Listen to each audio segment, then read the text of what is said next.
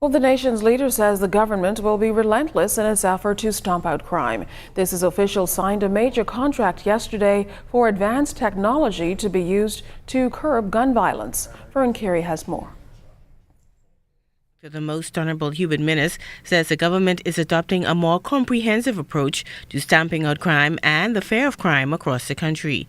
His comments came during the signing of a 3-year, $1.9 million contract Wednesday for the introduction of gunfire detection technology that is expected to curb gun violence in the country. We must do everything we can to protect Bahamians, residents and visitors alike. And we will be relentless in our efforts. As part of our crime fighting strategy, we will use other cutting-edge and effective technological and scientific advances to make our people and our country safer and more secure. We must continue to work aggressively to reduce other crimes on people and property.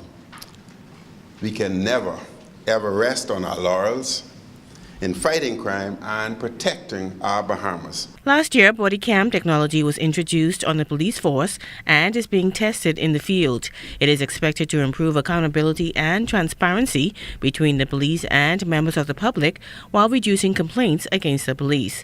National Security Minister, the Honorable Marvin Dames, provides this update. I have that cabinet paper on my desk as we speak, because remember now, we had to put together the RFP. And usually when you're writing in RFPs, it's not a simple process. So we actually did some testing with the police force on a number with a number of companies who provide body cams. And because we wanted to look at, how does it fit? Is it comfortable on the officer? How is its usage? How is the resolution?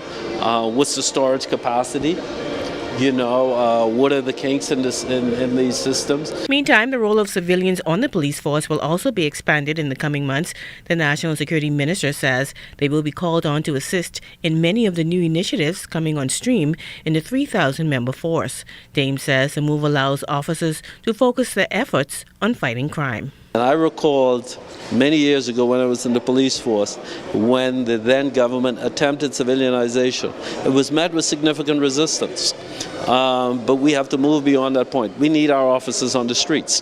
And so we're going to use civilians to help drive a lot of these initiatives behind the scenes. All right? And in some areas we'll use a mixture of civilians and police officers. He says civilians will also be used in the CCTV program to support the police. Vern Carey, ZNS Network News.